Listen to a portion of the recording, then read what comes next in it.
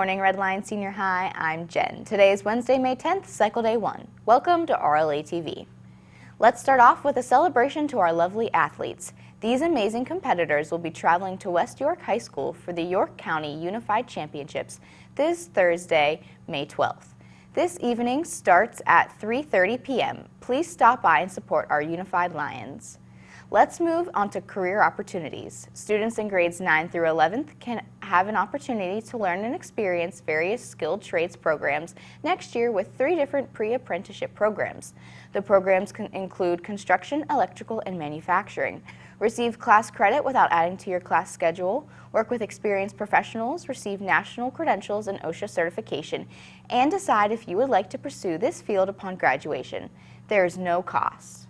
Also, Maze Quest Fun Park and Maple Lawn Farms has seasonal jobs available to students 14 and older.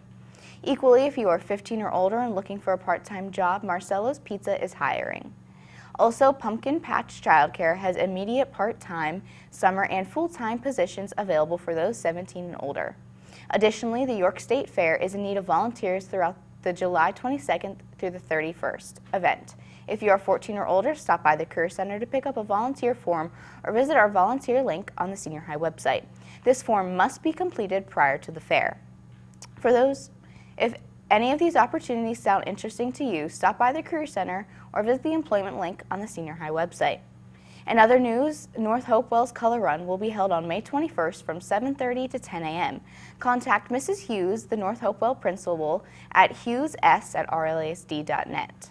Since we've been talking so much about what's happening in the world, let's take it away to Max in the weather. Good afternoon, Redline. I'm your weatherman for today, Max Vigu. Starting off, it will be mostly sunny with a high of 72 and a low of 52. And tomorrow will be partially cloudy with a high of 72 and a low of 57. Back to you on Maine. Thank you so much for the forecast, Max. Let's take a look now at world news with Griffin. Hello, Redline. The BBC is reporting that the Welsh village of Fairbourne is at high risk of being submerged from rising sea levels, and residents have been told they will need to move. But many say they will refuse to leave. Gazing out across the glistening ocean at his dog Lucy as she races across the beach, 72-year-old Stuart Eves says there is nowhere else in the world he would want to live. Eves has lived in Fairbourne, a tiny Welsh village nestled between Snowdonia National Park and the Irish Sea, for 26 years. He knows everyone in the 700-strong community. He runs the local campsite and raised his 5 children here. It's such a lovely place to live. There's not a lot of money here, but it's got what money can't buy: peace, tranquility, security, and community, he says. But all of that is under threat. Fairbourne is facing an existential crisis. The tiny village has been identified as being at high risk of future flooding because of climate change, with residents told it is beyond saving. In 2014, Gwynedd Council, which has oversight of Fairbourne, said it would not maintain flood defenses indefinitely, and that from 2054, the village will no longer be inhabitable. The council plans to decommission the entire village, dismantling all homes, roads, shops, and infrastructure, and letting it turn back into marshland. But Fairbourne residents are refusing to accept that their community is lost to the sea and are furious they have not received any compensation or assistance from the council.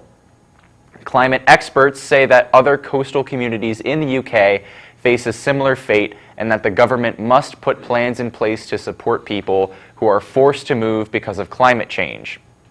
Some argue the UK could emulate models of flood management from other countries, such as the Netherlands, which has been battling rising water for centuries and has devised a novel approach to tackling the issue.